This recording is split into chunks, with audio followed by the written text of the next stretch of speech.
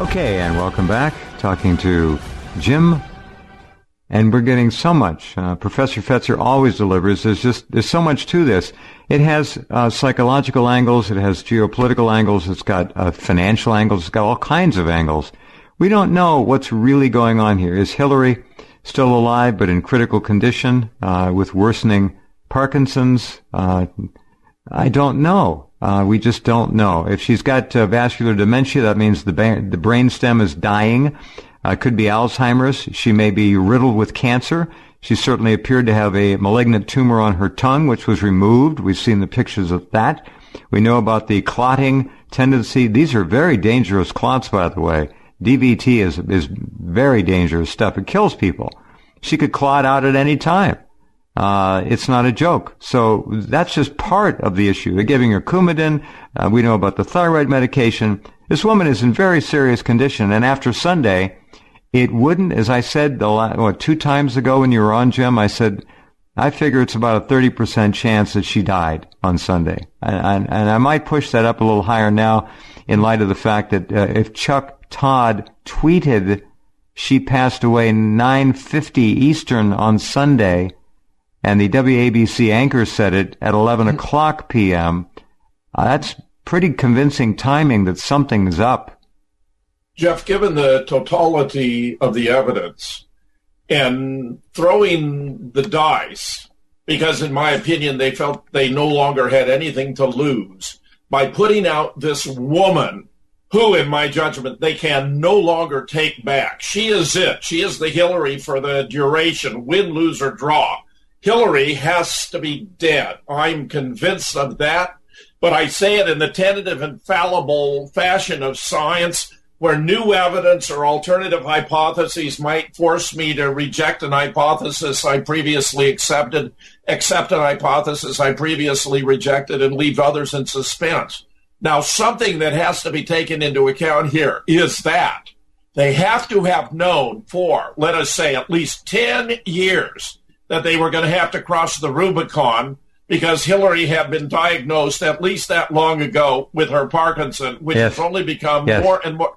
That means the agency we're talking about, Jeff, had 10 years to plan for this moment in time. You can't produce stand-ins or doubles like this one, for example, without a great deal of lead time to set it up. And I want to observe that that observation came from Preston James, whom, like you, I so greatly admire. Well, I agree with you. This has been a long-term thing.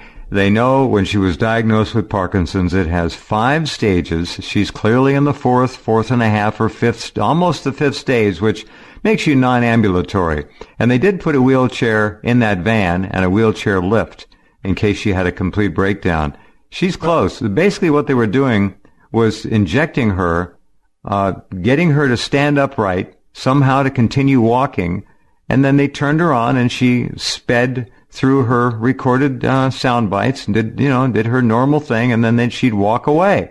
And that would be it. She'd go back home, be put back to bed, and medicated to rest. It was a very well-coordinated campaign, and I agree with you. Let me concur with your caveat to this extent. Yes, she may be in that medical facility that's being referred to as Chelsea's apartment under IV, unconscious, long-term, but she will never reemerge in public. She will never be a political figure again. They can't do it.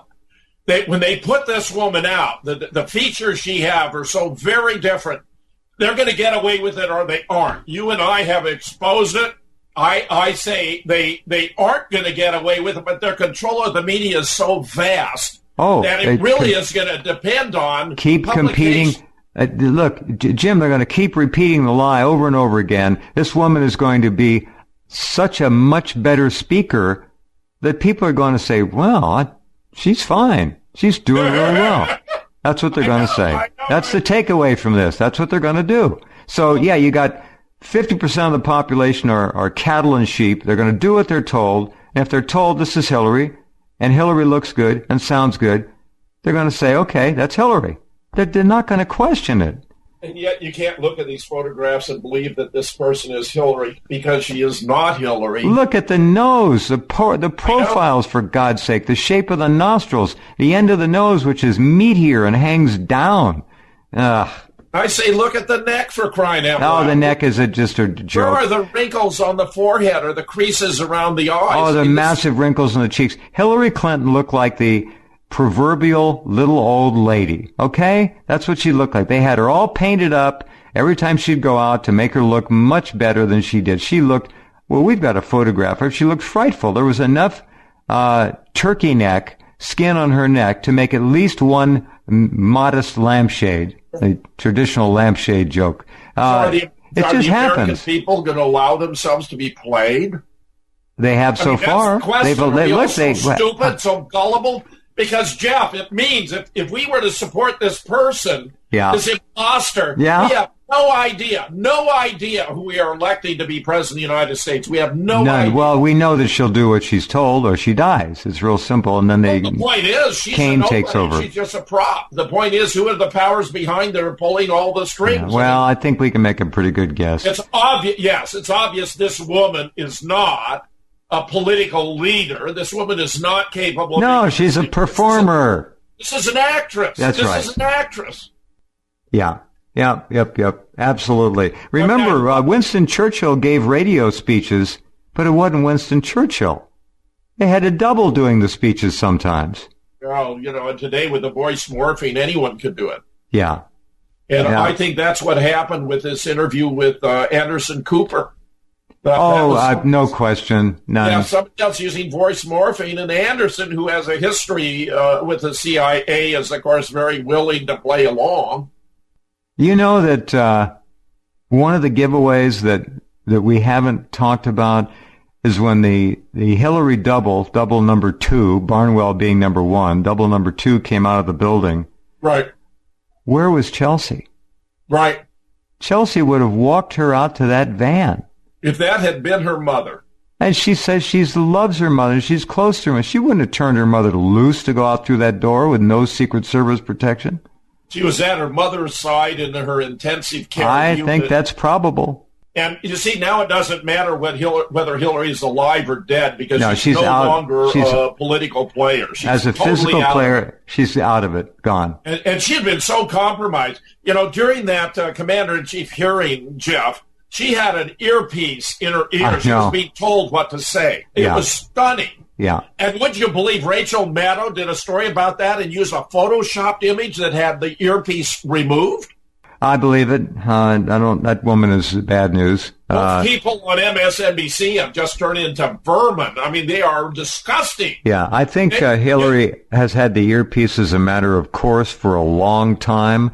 She is reading teleprompter, but I think she's also getting coaching. Yeah, it's really an ear radio. Yeah, so this is not just for being hard of hearing. This is telling her what to say. Oh, of course. And people like Chris Matthews and Rachel Maddow and this guy, Lawrence O'Donnell, they still think JFK was shot by Lee Harvey Oswald. They still think 19 Islamic terrorists who rammed 4 planes, into the United States under the control of a guy in Afghanistan. They don't even know that Osama was our man in Afghanistan, that he was instrumental in getting the Stinger missiles to the resistance to shoot down the Soviet planes and helicopters, that he was suffering from his kidney ailments, and that a CIA official went to visit him in Dubai Hospital shortly before he died, that he was Colonel Tim Osmond in the CIA. The American people are just starved for the truth, Jeff, and they don't get it from their They don't get it. They brought Tim Osman, or Osman, over here. The CIA brought him. He was having lunch in Sherman Oaks and, for God's sakes, in the Valley in L.A. They brought him over here and wined and dined him and gave him his Stinger missiles, and he was our man. But this is another illustration of where they use fakes, because after his death on 15 December 2001, as the founder of Scholars for 9/11 Truth, we were publishing analyses of the fake Osama audio tapes and videotapes. I had a world's leading expert from Duke. Yes. Remember the big dissecting them, Jeff, and they were not authentic whatsoever. No, remember the big fat Osama? The one, God, it was silly. It was Nick really Lillerstrom silly. has an article on my blog. It's titled Osama bin Laden 1957 to 2001, where you can see some of these fake Osamas. I mean, it's ridiculous. Yeah. Yeah, it gets crazy, and it's going to get crazier. I don't, with the attempt, the one we know about, the two we know about.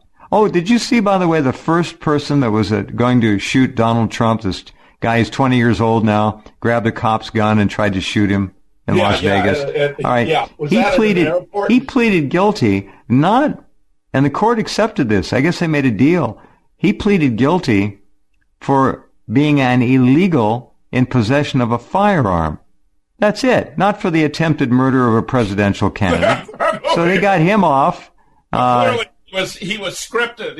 He was recruited for that role. That's right. Some kind of mind control. And then we got Barry Lee Bush, who, of course, has vanished back into the wet works operations. The guy that was in the Trump Tower 6 weeks ago on Tuesday last. Yeah. He was going to kill Trump. I agree. That was a professional hit. He had a weapon that was manufactured with no serial number. Correct. He had a special professional quality silencer. Yeah. Now, those are the two we know about, and it worries me. Yeah, we don't know about other things. Oh, right, I know.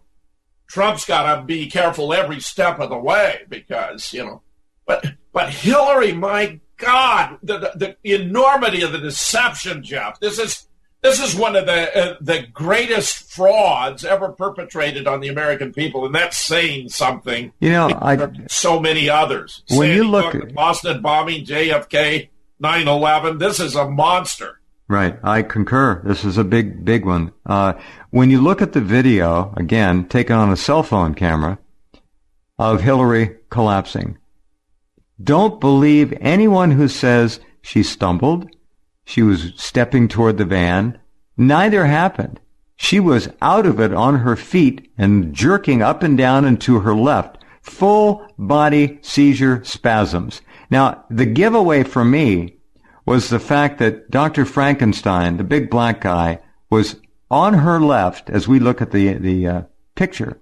Right. He had a look on his face that spoke volumes. He wasn't looking at her most of the time. He was looking kind of in the van. He didn't look like he was in charge. You know how he's got that look where he acts like he's in charge? He didn't. He was overruled somehow, somewhere, or he knew she was dead meat, and he just, well, that's it. He didn't Literally care. that she was dead. You notice the head of her security detail walked in between Hillary and the open doors of the van.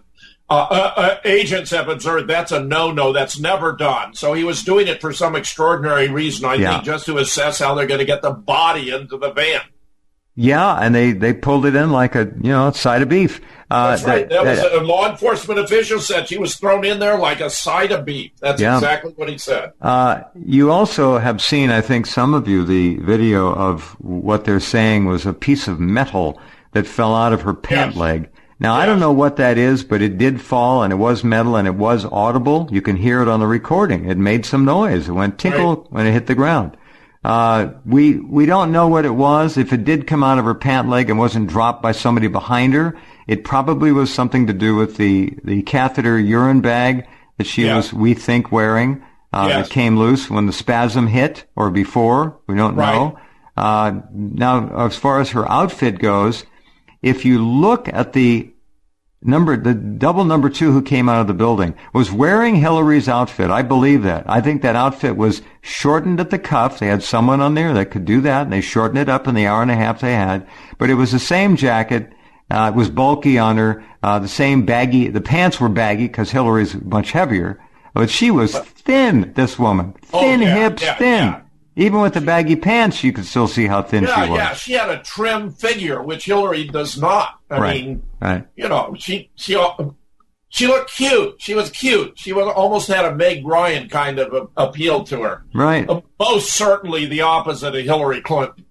That's profoundly correct. This new one reminds me of Glenn Close. I swear, I look at that face. But it's much too young. It can't be Glenn Close, obviously, and I don't mean to imply that. I just say that it's a youthful, energetic, vital face of someone who is in charge, right on top of her game. Absolutely. And these small attributes are antithetical to Hillary Clinton, who's a very nasty, really unpleasant piece of work. I agree. So what we've done is laid out for you here with Jim and with Jim Mars earlier in the last hour what Jim Fetzer helped me get onto today, what Preston James was sending me as well. Jim Fetzer's had this contact who, I don't know who she is, but she's right on this Hillary thing. And really? Sent him material, and Jim volleyballed it over to me. I jumped on it, spent all day with James, my webmaster, trying to get this page up. There's some additions to come. I'll be putting up the mole picture very soon, the number of pictures of her mole with an arrow drawn to him, so you can see it. It's a clear mole. It's not a brown mole. See, the beauty of that, Jeff, it's so simple. You know, one's got a mole, the other doesn't have a mole. I mean, well, they'll probably super glue. They'll glue one onto the double number 3 here. Watch. That was my inference. They're going to do something, and then taking it off of Hillary won't do too many photographs out there, so they'll try to create one on the stand-in. All right, so that's where we are, ladies and gentlemen. Is Hillary live? Probably not. Chuck Todd announcing a time of death. That's not an accident. Chuck didn't make that up. He was given that information. WABC TV announcing at 11 o'clock. More information now on the death of Hillary Clinton as we continue. That doesn't happen. It wasn't a prank or somebody would be fired on the spot and made to do a mea culpa in public. It just doesn't happen. So this case is an acid test of the integrity of the American media, Jeff. Did I have none? Well, you and I might well agree. I'm telling you, this will be the absolute acid test. If they don't crack this, there's too much out there about it already. When you even have USA Today running a story about it, I'm writing letters to my local newspaper, the Wisconsin State Journal, right? Because they ran this story and showed a photograph of a woman who is not Hillary, as though it were, and spelling it out in spades for them. Yeah. Well, good pieces too, but I don't think they're going to publish it. We'll see. The power of the press here is the power of the lie now. It's not the power of truth and reality. It's the power of the lie.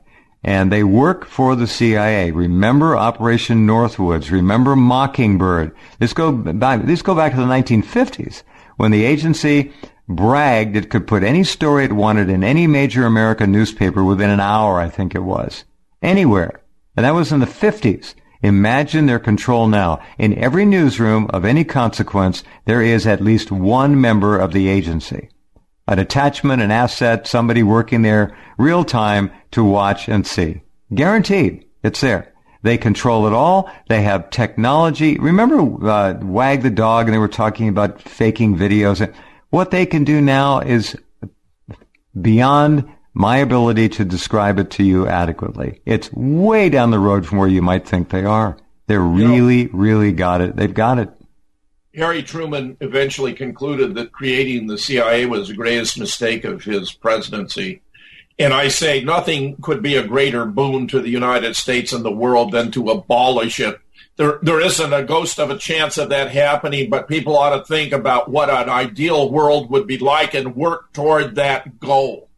We may not be able to bring about a revolution, but reforms.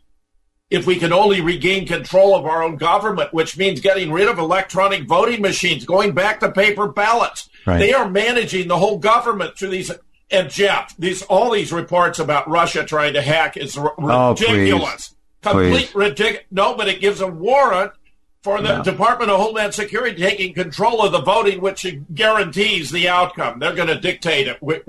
Votes we got to vote anyway. But I'm telling you, they're setting it out for mass theft before our very eyes using Homeland Security as the apparatus.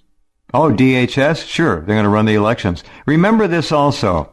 Hillary Clinton is the World War III candidate. She's the war candidate. She's the one that they were counting on, and they're going to do it. They're going to try and force the double. They want war. And they're going to tell her what to say. They want war. This is the war party, the neocon candidate. This is it. Trump is a peacemaker. He doesn't want to have war. It's really grim. All the military-industrial investment in wars, Jeff, to have a candidate who actually stands for peace, who actually wants to have cordial relations with Russia, who's actually said positive things about Vladimir Putin, which he richly deserved. Can you imagine how viciously people on MSNBC have attacked Donald Trump for giving praise to Vladimir Putin? Yeah. I mean, it's disgusting. Let me ask you a question. I may have asked you this before, but we know pretty much that Putin has all the 33,000 missing emails. Yeah. Should he release them, or should he have a third party release them? I say yes. Yeah, release them. I think Julian Assange has everything. But the fact is, we have a treaty with Russia in relation to enforcement of criminal law that requires, if one party asks the other for assistance, that they turn over any documents or records they have. So all that would be necessary would be for the administration of Barack Obama, which obviously will not do it, to ask Russia for their assistance, and they would be obligated under a treaty, which incidentally was signed by William Jefferson Clinton to turn over all the documents. Isn't that ironic? It is. It's all ironic in the extreme. Well, they're going to play the double game, and we're going to have to watch. We'll see if the work we put up for all of you to look and share makes a dent, and we'll know if it's mentioned by USA Today or any of the other networks. If they're forced into mentioning it, then we'll know it has made some noise. So make some noise, ladies and gentlemen. Send emails. People should contact their representatives or their senators or write letters to their paper or something. Just say, listen, it looks like a gigantic scam is being perpetrated on the American people. Do something about it.